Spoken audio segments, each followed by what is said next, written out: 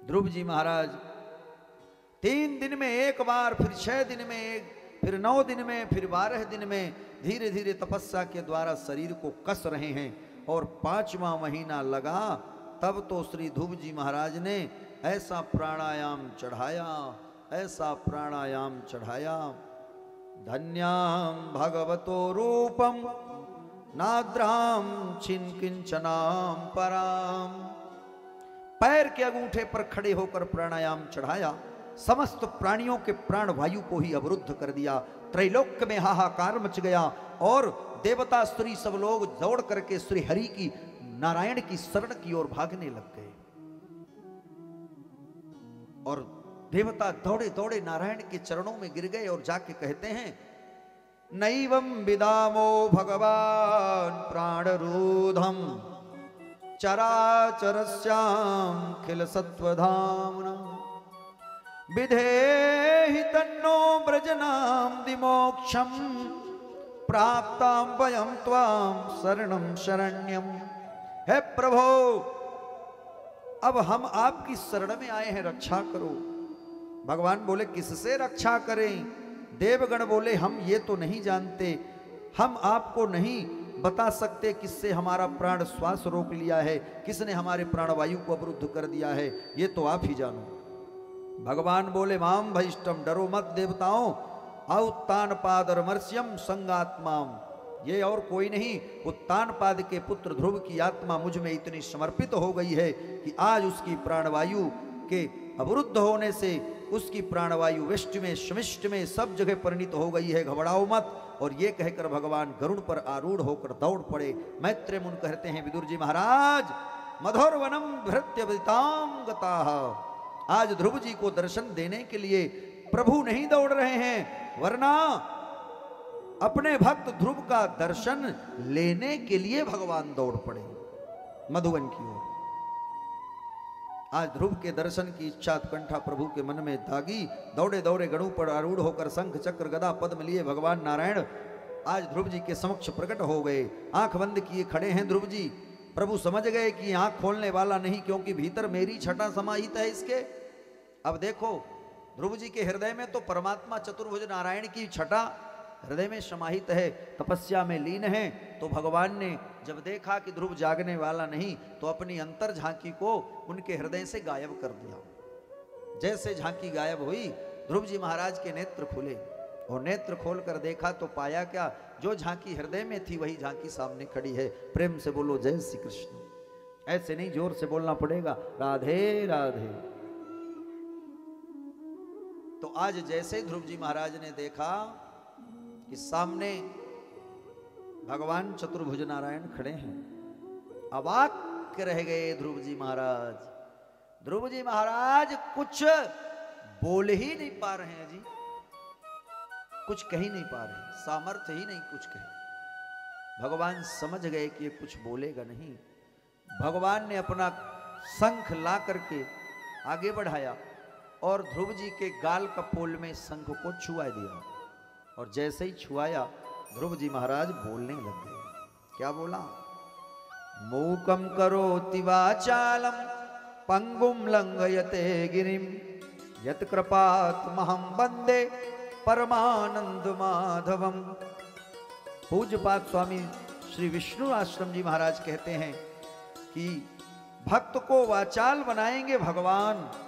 भगवान में वो क्षमता है कि गूंगे को भी वाचाल बना सकते हैं, बहरे को भी सुनाई देने लग सकता है, लंगड़ा लूला भी दौड़ने लग सकता है। पर कृपा किसकी होवे? परमात्मा की होवे। मूकम करोति वाचालम पंगुम में लंघयते गिरिम यत् कृपात्महं वंदे परमानंद माधवम। वाणी अवरुद्ध थी, वाणी जिनकी निकल नहीं रही थी, आज हुआ क्या?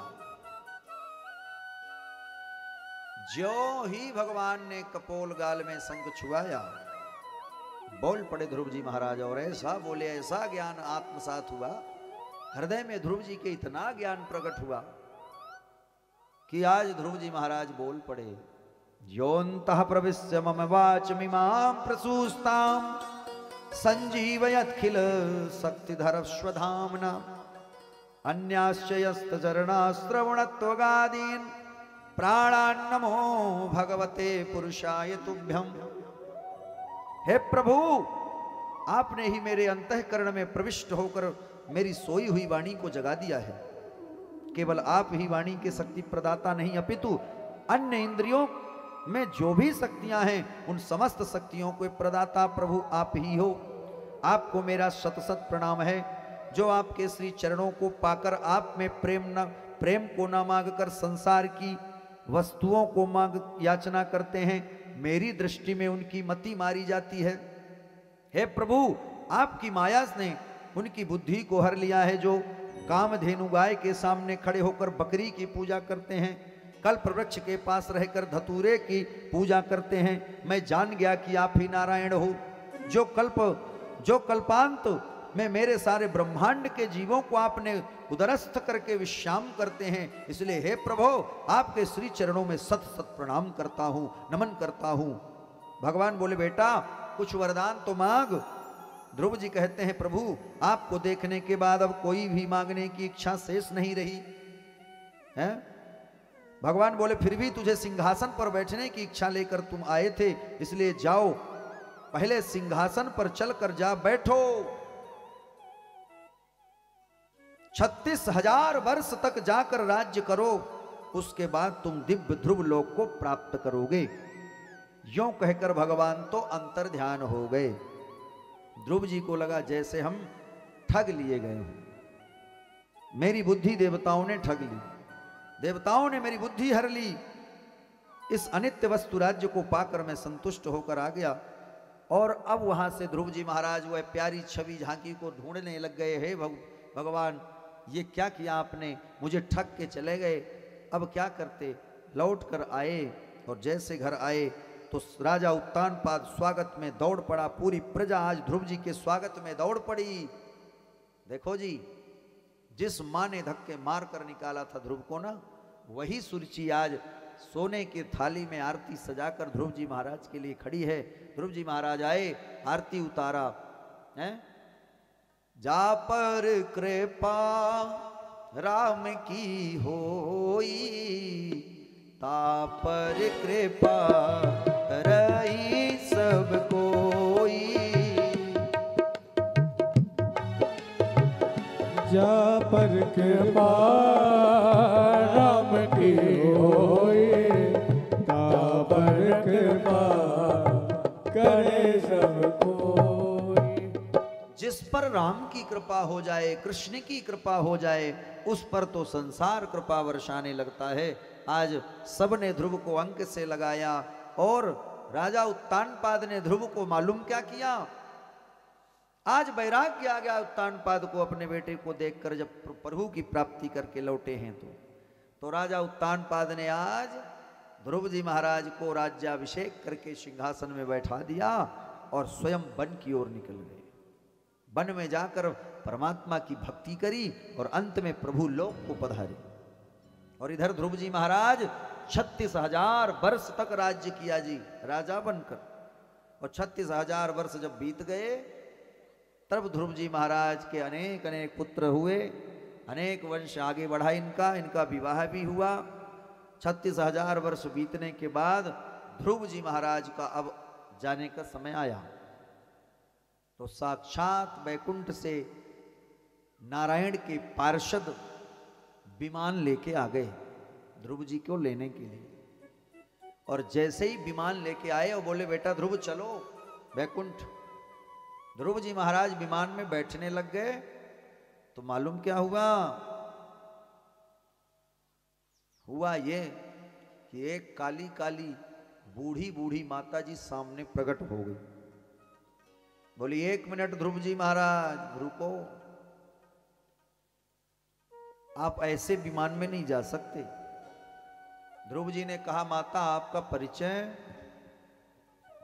वो काली काली बूढ़ी बूढ़ी माता जी ने कहा, मेरा परिचय है, मेरा नाम है मृत्यु देवी और आप मृत्यु लोक में आए हैं, इसलिए मुझे स्वीकार किए बिना आप नहीं जा सकते यहां से। ध्रुव जी महाराज ने कहा, ओहो ये बात है। बोली हाँ। तो ध्रुव जी महाराज ने कहा, तो एक काम करो मैया, आओ सिंह आओ, जरा जा विमान के पास आ जाओ, पास में आओ। तो मैया पास में आए गई। तो ध्रुव जी ने कहा तो एक काम करो, आप ठहरी थोड़ी बूढ़ी मैया और लंबी चौड़ी, और अपन ठहरे थोड़ा आपसे कद में छोटे, तो आप थोड़ा सिर नीचे करो, अपना सिर तो नीचे करो जरा। तो बूढ़ी बूढ़ी वो मृत्यु देवी मैया ने अपने सिर को नीचे कर दिया। जो सिर को नीचे किया तो आज ध्रुव जी महाराज ने एक पैर अपने मृत्यु देवी के सिर पर रख करके और दूसरा पैर सीधा विमान में रख दिया और सीधे विमान में जाके बैठ गए। लो, मृत्यु ने जब सिर उठा के देखा तो देखा क्या, ध्रुव जी तो विमान में। मृत्यु देवी ने कहा चीटिंग कर रहे हो ये तो आप, हैं हमको स्वीकार करने के लिए आप नीचे सिर झुकवाए थे और जाके बैठ गए वहां। ध्रुव जी महाराज ने कहा आपका मैंने अपमान नहीं किया, आपने कहा मुझे स्वीकार करो, तो मैंने आपके सिर पर पैर रख करके ही इधर आगे बढ़ा हूं। अब आप में वो क्षमता ही नहीं था कि मुझे आप मृत्यु को प्रदान करो, तो मैं क्या करूं, इसमें मेरा क्या दोष है। सुखदेव बाबा कहते हैं राजा परीक्षित, भगवान का जो भक्त होता है वह मृत्यु से भी विजय प्राप्त कर लेता है। भगवान की जिसके ऊपर कृपा हो जाए, तो मृत्यु के सिर को सिद्धि बना के आज ध्रुव जी महाराज विमान में बैठ गए। प्रेम से बोलो जय श्री राधे।